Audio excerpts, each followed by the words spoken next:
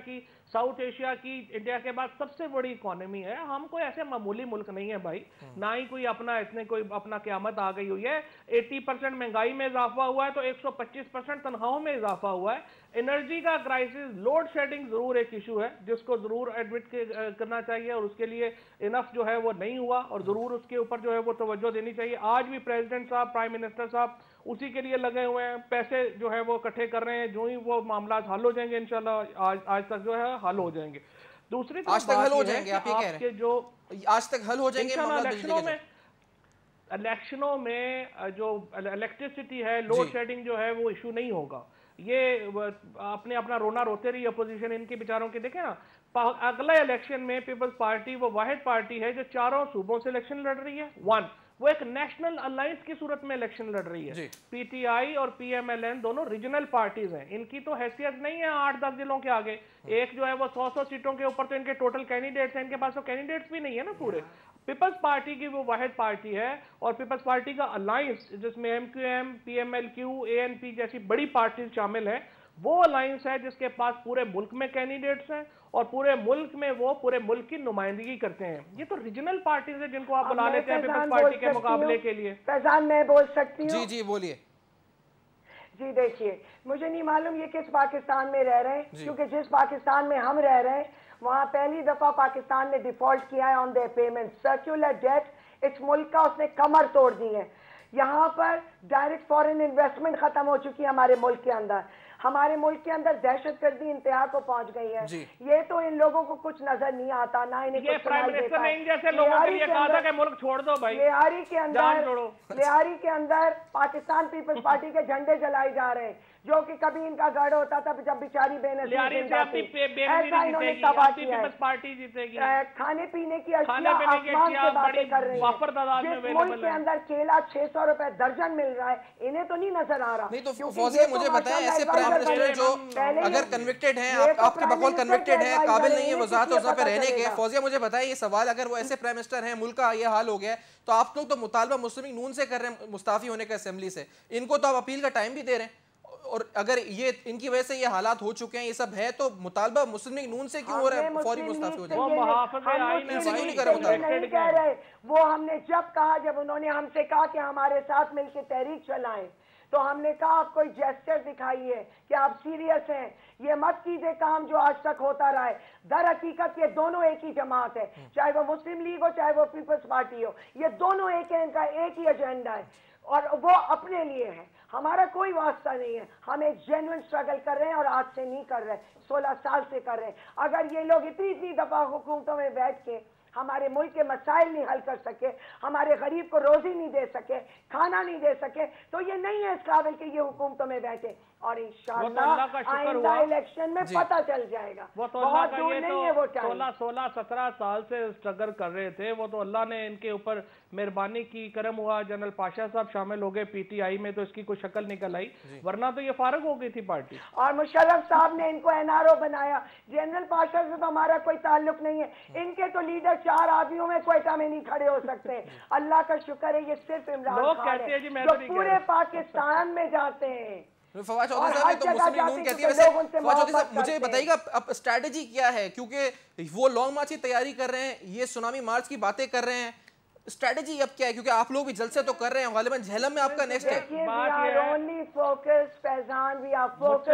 जी फवाद, आपका नेक्स्ट क्या झेलम में है, आपकी स्ट्रैटेजी अब क्या है जलसे, क्योंकि यहाँ सिंध में भी इंटीरियर सिंध में कल हुआ, कायम अली शाह साहब सब कर रहे थे। कोशिश कर रहा हूँ जवाब देने की, बिल्कुल मैं कोशिश कर रहा हूँ यही जवाब देने की, लेकिन वो बीबी आज जो है ना वो अपनी उन्होंने जुबानी चीजें ज्यादा याद कर ली है, तो वो जरा करना चाह रही है। मुझे क्या जरूरत है, स्क्रिप्ट तो आपको लिख के दी जाती है। आज इनको पीपल्स पार्टी बता रही है क्या कहना है, कल इनको मुशर्रफ बताते थे। मैं तो पहले दिन से वही बात कह रही हूँ जो आज कह रही हूँ, मुझे स्क्रिप्ट नहीं चाहिए, स्क्रिप्ट तो इनके पास होती है। ठीक है चलिए अब जी चौधरी साहब, स्ट्रैटेजी क्या है, स्ट्रैटेजी क्या है पीपल्स पार्टी की? बात यह है कि स्ट्रैटेजी बड़ी सिंपल है। अगला देखिए, पहली बात तो यह है कि जलसे, जुलूस, रैलियां, ये तो हक है, अपोजिशन का भी हक है, पीटीआई का भी हक है, पीएमएलएन का भी हक है, पीपल्स पार्टी का भी हक है। आपने ये देखा कि जो पीपल्स पार्टी ने कल झेलम में जो रैली की, उससे पहले जो ओबाड़ो में जलसा किया, वो बहुत बड़े थे। पीटीआई के इस्लामाबाद के जलसे के मुकाबले में या पीएमएलएन की जो जलसियां हो रही हैं उनके मुकाबले में वहां पर जो लोगों की तादाद है वो बहुत ज्यादा थी। ये भी एक इंडिकेटर होता है जो शो करता है कि आम आदमी किस तरह से जो है वो करता है। हमारा पीपल्स पार्टी का ठीक है, हमारा जो वोटर है वो पुअरेस्ट ऑफ पुअर है, वो बहुत ज्यादा गरीब है, वो कोई इंटरनेट के ऊपर एक्टिव नहीं होगा, वो कोई बड़ा अखबारों में वो साफ सुथरे कपड़े पहन के टीवियों पे इस तरह नहीं बैठा होता। हमारा वोटर जो है वो ग्रास रूट्स का वो वोटर है। हमारा पीपल्स पार्टी में असल में जो भुट्टो साहब का जो फिलॉसफी है, फलसफा है, वो पोस्ट 1970 का पाकिस्तान की पॉलिटिक्स कहा कि पीपल्स पार्टी का सीन बड़ा मुख्तलिफ है। आपने देखा कि जो 70 के बाद जो तमाम लोग हैं, इनका वोटर जो बात करता है वो तो शायद गर्मियों में बाहर वोट डालने भी नहीं निकलेगा ना।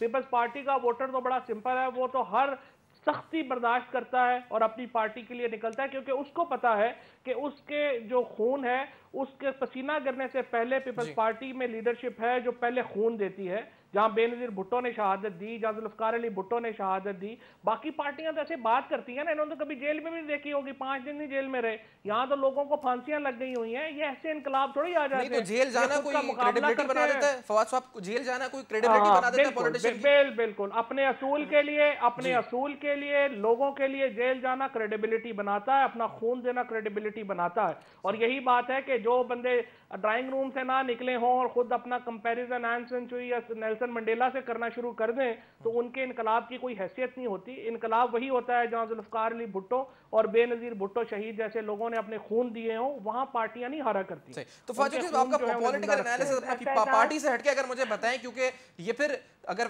सब आवाम को लेकर ही आना है, सबको सड़कों पे जलसे करने हैं, रैलियां करनी है, तो ये होगा क्या? एक तरफ आप कह रहे हैं आप आवाम को गैदर करेंगे सब में ज्यादा, पीटीआई दावा करेगी पीएमएलएन लेकर आएगी सड़कों पे, वो लेकर भी आ रही है, मुल्क किस तरफ जाएगा? कहां लेके जाएंगे मुल्क को? वोट डलना है और वोट जो डलना है वो डलना है इलेक्शंस पे। उससे पहले इलेक्शन का माहौल जो है वो हमेशा ऐसे होता है, रैलीज होती हैं, जलसे होते हैं, वो सब पार्टीज कर रही हैं। आपने सवाल मुझसे पूछा, लंबा जवाब इतना फहद साहब ने दे दिया। मैंने सवाल उनसे पूछा था कि उनकी स्ट्रेटेजी क्या है, अब मैं आपसे पूछ रहा हूँ आपकी स्ट्रेटेजी क्या है फौजिया? चुके हाँ, नहीं स्ट्रेटेजी छोड़िए जी, मुल्क को स्ट्रेटेजी, इस वक्त मुल्क डूब रहा है। मेरी बात सुने फैजान, इन्होंने बहुत बात प्लीज सबर करें, थोड़ा सा भाई, थोड़ा सबर करें, डिसेंट पढ़े लिखे आदमी आप सुने।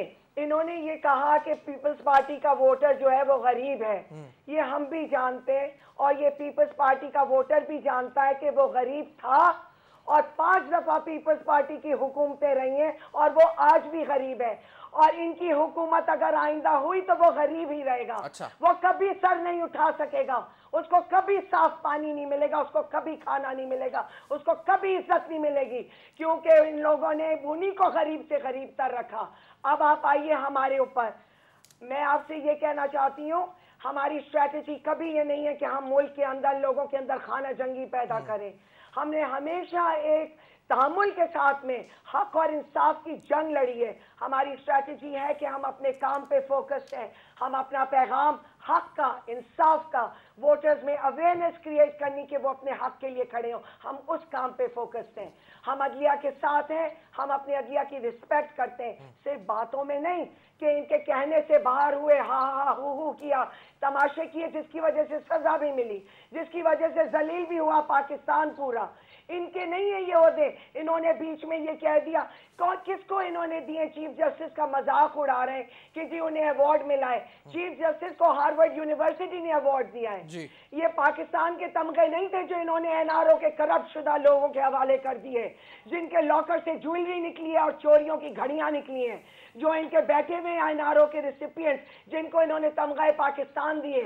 शर्म का मकाम है कि पाकिस्तान को जलील करते हैं ऐसे लोगों को तमगे। पहली बात ये है, क्या पाकिस्तान में शरीफ लोग नहीं है, ऑनेस्ट लोग नहीं है? पहली बात ये है कि ये बात इनको उस वक्त करनी चाहिए जबकि जिनको तमगे मिले हैं वो बैठे हुए हों, ताकि वो अपना दिफा कर सकें। हमसे कोई वास्ता नहीं, दिफा हमारे पास कोई तमगे वाला नहीं है। अभी जो आपको अगर शौक है तो आप एक पॉलिसी के ऊपर बात करें ना, अगर आपने पर्सनल किसी से बदले लेने हैं तो उस वक्त करें जब वो खुद बैठे नहीं। आपने चीफ जस्टिस से अटैक किया है कि वो आपका चीफ जस्टिस साहब जो हैं, तो चीफ जस्टिस इस कौम की फखर है, लोग फखर करते हैं उनके ऊपर, फखर है बिल्कुल। अच्छा, मैं इससे पहले ब्रेक पे जाऊं, मुझे एक बात बता दीजिएगा फौजिया, जो फवाद ने बात भी की कि आपकी 16 साल से आपने जद्दोजहद क्यों की, लेकिन लग तो इसलिए चल गया जी कि वो कहते हैं जनरल पाशा आ गए पीटीआई में। इसको किस तरह क्लैरिफाई करेंगे, क्या जवाब देंगे इसका? ब्रेक पे जाऊं मैं इसके भाई, हम किसी के फैजान, हम किसी की जबान तो नहीं रोक सकते जी। कह रहे हैं, जल रहे हैं, घबरा रहे हैं, परेशान हैं कि ये कौन सा तूफान है जिसका नाम है इमरान खान, क्योंकि ये तो समझते थे कि कभी कौम साथ नहीं देगी। और आज सारी दुनिया के अंदर लोगों को पता है कि Imran Khan is the leader जो कि एक बहुत बड़ी मूवमेंट लीड कर रहा है पाकिस्तान में हक के लिए और जस्टिस के लिए, और इंशाल्लाह वो इंसाफ आएगा। नहीं तो सिर्फ ये कह देने से जी कि वो इस वक्त जो है सिर्फ कह रहे हैं, ये सिर्फ इल्जाम की हद तक है, इसको प्रूफ किस तरह इसको जो है इस वक्त, या तो सू कर दें जी इनको, जो बात कह रहे हैं इस वक्त ये कोर्ट में ले जाएं जो ये बात कह रहे हैं, ना प्रूफ करें। अगर ये इल्जाम, अगर ये प्रूफ करना चाहते हैं करें, हमारे ऊपर इनके कहने का कोई असर नहीं है, क्योंकि हमारी कौम जानती है इमरान खान कितना क्रेडिबल और सच्चा आदमी है। एक अखबार में जब एक बाहर के अखबार पब्लिकेशन में एक खबर आई थी, उसमें था जी कि खान साहब की मुलाकात हुई, उसमें हवाले दिए हुए थे जनरल पाशा के भी, फौरन पीटीआई ने जो है उस अखबार को सू किया, उसने कहा जी करेक्शन करे इस चीज का। तो यहाँ पर अगर लोग ऐसी बातें कह रहे हैं तो उसमें पीटीआई क्यों नहीं कुछ एक्शन ले रही? नहीं, क्या एक्शन ले भाई, कह तो दिया कि सही नहीं है जी। अब किसी की जबान तो नहीं निकाल सकते, कोई कहना चाहते है तो कहे, ले जाएंगे कोर्ट के अंदर अगर ये समझ रहे हैं कोई जुर्म है। पहली बात ये तो दिन और रात बैठे रहते हैं उन लोगों के साथ। ये क्या बात कर रहे हैं? जुल्फिकार अली भट्टो तो खुद एक एडमिनिस्ट्रेटर थे मार्शल लॉ के, उन्होंने तो खुद टाइटल लिया है अपने ऊपर मार्शल लॉ एडमिनिस्ट्रेटर का, और ये हिस्ट्री है, ये हिस्ट्री को बदल थोड़ी। जी जी जी जी जी फवाद बोलिए। एनआरओ तो इन्होंने साइन किया मुशर्रफ के साथ। बात यह है कि वो फौजिया भी गुस्से में आ जाती हैं। पहली बात यह है कि Imran Khan is a very honourable man, I have no doubts about it, और वो पाकिस्तान के एक बड़े लीडर हैं और उनकी एक बड़ी जद्दोजहद है, उसमें कोई शुबा नहीं होना चाहिए किसी को। सिर्फ बात ये हो रही थी कि जब आप रिटोरिक के ऊपर बात करेंगे, जब आप बगैर सबूत के बात करते हैं, तो फिर मैंने अर्ज ये कर रहा था कि पीटीआई के बारे में भी तो कहा जाता है ना कि उनको मसीहा मिल गया था 16 साल की जो जद्दोजहद की थी। तो बात यह है कि ये जो हम इलेक्शन ईयर में दाखिल हो रहे हैं, इस तरह की गुफ्तगू, इस तरह की बातें आपको पॉलिटिकल पार्टीज की तरफ से मिलेंगी। जिस तरह इन्होंने बताया ना पाकिस्तान डूब गया, लूट गया, मर गए, ये इनकी कोई अहमियत नहीं है, ये पॉलिटिकल रेटोरिक है। और इसलिए यह है कि Pakistan is a stable country, Pakistan पर एक मुस्तहकम हुकूमत काम कर रही है। हमारी सिर्फ एक रिक्वेस्ट है तमाम पॉलिटिकल पार्टीज के साथ कि आप आपस में, हमारे इख्तलाफात हों, लड़े मरे जो भी हो, जो तब्दीली है वो इलेक्शन के जरिए आनी चाहिए और उस पर हमारा एम्फेसिस होना चाहिए, और किसी भी तौर के ऊपर ये ना करें कि किसी के मैंडेट की तौहीन ना हो। कल आपका भी मैंडेट होगा और दूसरे लोग मैंडेट को नहीं मानेंगे, आपको बुरा लगेगा। आज प्राइम मिनिस्टर यूसुफ रजा गिलानी वहां पर बैठे हुए हैं, किसी के जबरदस्ती या भीख मांग के नहीं बैठे हुए। पाकिस्तान के 2/3 अवाम की अक्सरियत ने उनके ऊपर एतमाद किया है, उनके मैंडेट का एहतराम किया जाना। मैं एक छोटे से ब्रेक की तरफ बढ़ता हूं, इस ब्रेक के बाद डिस्कशन यहीं से कंटिन्यू रखते हैं। ये इलेक्शन ईयर है तो उसमें कितना और एक्सपेक्टेशन ये रखें, इस छोटे से ब्रेक के बाद डिस्कशन यहीं से कंटिन्यू रखेंगे। दोनों पैनलिस्ट हमारे साथ इस्लामाबाद में मौजूद रहेंगे। एक छोटा सा ब्रेक है, न्यूज़ 1 देखते रहेगा।